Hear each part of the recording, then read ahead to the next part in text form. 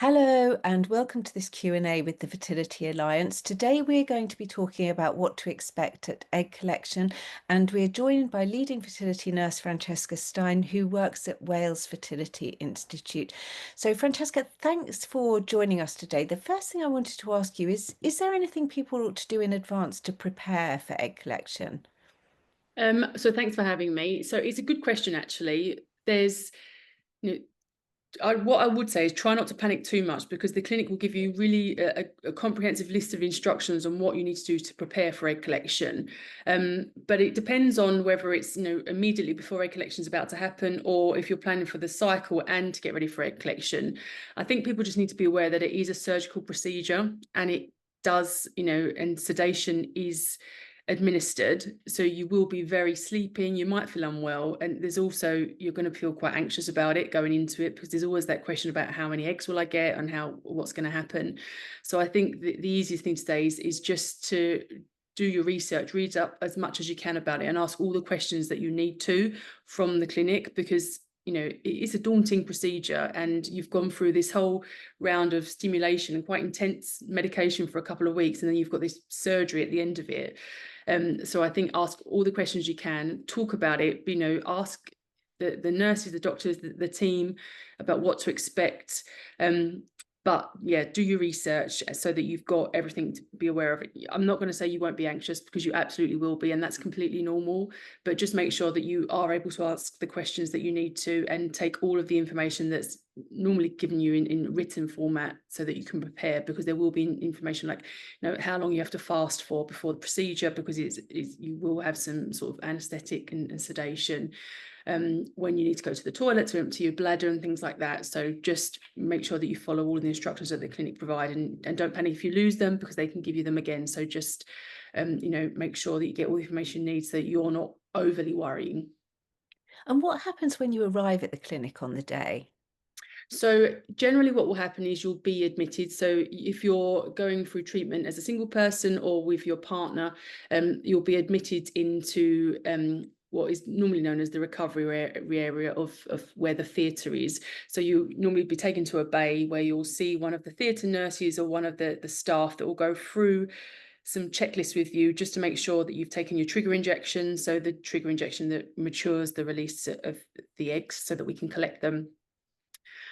Also that you haven't had anything to eat or drink for the specified time.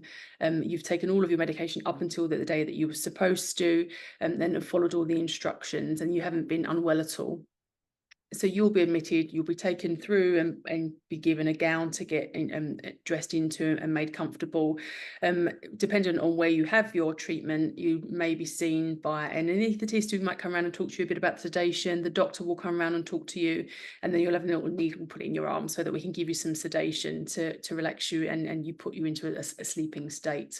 And if your partner is with you, then they'll be with you, and they'll be encouraged to understand the process of what's going to happen. And if they're providing a sperm sample, usually when you go into theatre for the egg collection, they'll be taken into the production room so they can provide their samples. I was going to ask you, where does it actually take place, the egg collection? So inside theatre, so you often may not see, if you're going into a fertility clinic for your scans and to see the team and as prep for your treatment, you often may not even know that there's a theatre there. They're normally on the ground floor somewhere, or quite at the back of the clinic, and connected to the lab. So where we, look at and process all the eggs, sperm, and the embryos. So you will go down into the theatre. So you'll go from recovery into the theatre itself, and it is an operating theatre, often a lot smaller than you might be used to if it's in a big hospital. But they are purpose-built theatres that are contained within the fertility unit itself. And I think the thing is, if you are quite anxious about it and worried, you can always ask the team if you can go and have a look at the theatre prior to it happening, so you know what's to expect and where it's going to take place. But they are generally normally in a mini operating theatre, I'd say, normally at the back of the clinic or on the ground floor levels. And who will actually be there on the day? So you will have a team of people that will be looking after you. So you'll have the team in recovery that will see you pre-operation and post-operation to look after you when you come out of theatre. But inside theatre, you'll have your doctor who is going to be performing the egg collection if it's doctor-led. If you are in a nurse-led unit, there will be a very senior nurse who's going to do the procedure. You'll have a team in theatre who are often known as the scrub nursing team, who will help with prepping and taking the tubes which contain your eggs over to the lab. You'll also have an anaesthetist or someone who's going to provide the sedation. They normally stay up the top end, so you'll have someone who's monitoring your heart rate and things like that. So because it is full, it's a mini theatre, but it's all full prep really for a full theatre procedure. So you have quite a big team. You'll also have the scientists in there, so the laboratory scientists that will be taking the eggs through into the lab once the egg collection. So you've got quite a big team who will all introduce themselves to you when you go in, make you feel as comfortable as possible in in the situation that you're in. But everyone will be on hand to, because they'll all each have their roles to be monitoring and to supporting you through the procedure. And could you explain the different types of sedation that people might have? Yeah, so that's a good question, actually, because lots of different clinics do it in different ways. So you might find that there are some clinics that have a full general anaesthetic for an egg collection procedure. And there's no right or wrong way to do this. It's just the way that sometimes the clinics or hospitals are set up. So you may have that you'll have a full general anaesthetic with an anaesthetist in theatre. So that means you'll be completely sedated, completely out.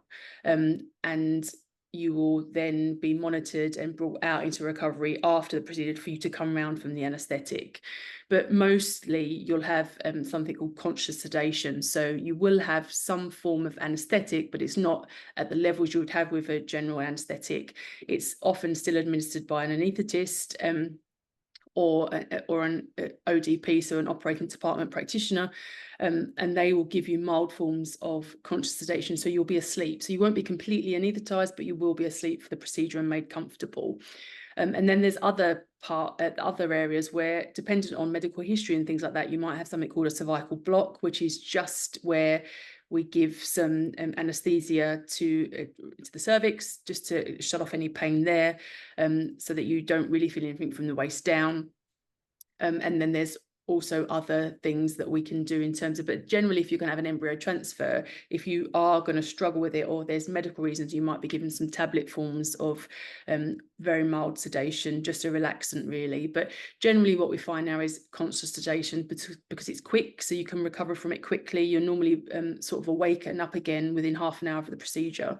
But there are, different forms, and different clinics will have different policies on what to do, but they will all inform you straight away of what's going to happen.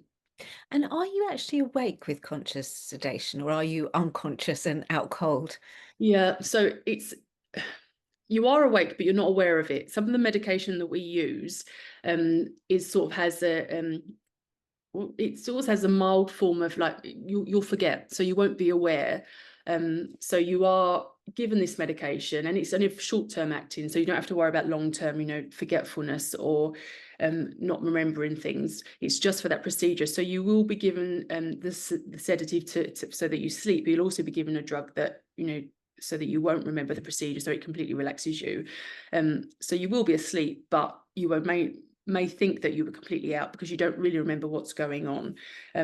But you are asleep. So if you are going to have a full-on GA, then you'd need to be, I don't want to talk too clinical and go over people's heads, but you need to be intubated, so tubes down your throat and breathing machines and things like that. And so with the conscious sedation, it's not that. We will give you some oxygen to support you, but you don't need that full deep intubation, because it's a very quick procedure. It doesn't take very long, so you don't need that normally.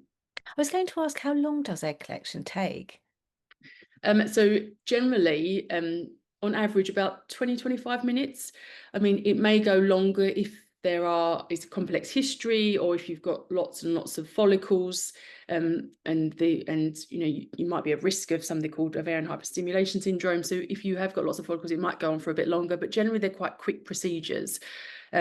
Because it's all done under guided ultrasound. So like you've had your scans, there'll be an ultrasound, and it's that's how we collect the eggs. So not to be too graphic, but the needle is attached to the ultrasound probe, so we can see where we're going and what we're doing. So it's very quick. That's attached. You're prepped very quickly, and it's basically in and out. And it's not because we're rushing you, but it's also because we've got a very quick time frame to get those eggs out, because you would have taken your trigger injection around 36 or 37 hours. prior to the egg collection. So we've got to get those eggs out quickly and into the lab, and to keep them warm, really. And how do they actually get them out of the follicles? So they aspirate. So they basically suck out the fluid which contains the egg. So they pierce the vaginal wall. I'm sorry if people are a bit cringy and things like, because I know it's surgery, and it can make people feel a bit squeamish. But so they pierce the vaginal wall with a needle, and it's a very fine needle. It doesn't require suturing or anything after that. We extract the fluid from the follicles. So the follicular fluid will be extracted, and the eggs are generally contained in that fluid. It's put into what looks like a little test tube, and then that test tube is taken into the lab, and the embryology team will look in the fluid and collect the egg, and then put it into a dish into the incubator. And will you know right away how many eggs you've got? Generally, yes. So once you've woken up and you're comfortable in recovery, either the doctor or the embryology team or one of the member of the nursing team will come around and let you know how many eggs that you've got and how many that were collected. You might find out a bit later that day or the next day if there was any that were they were not quite sure about, or maturity wise, so how good the egg quality was by looking at them. But generally, you know pretty much straight away how many eggs you've got. And would you normally expect to get an egg from every single follicle that you've seen on the scans beforehand? No. So you'd hope to get a good amount of eggs from most of the follicles, but not every follicle will contain an egg. And I think this is where patients often worry quite a lot if they feel that, they've got 20 follicles and only got a certain amount of eggs. We will try and do our best to get them all, but not every follicle does contain an egg. And actually, some of them are too immature, so too young, if you like, to contain a viable egg anyway. So what the aim is to get a good amount of healthy, mature eggs from an egg collection. But it's definitely, will find that if you've got, 12 follicles, and if you get 10 eggs, there might be just that those two didn't have any in. So it's quite, common for that to happen.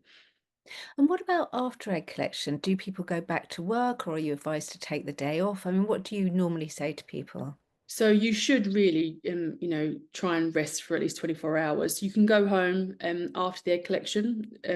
You don't have to stay in overnight unless, of course, there's a medical complication. But generally, you come out of theatre and within an hour or two, you're able to go home.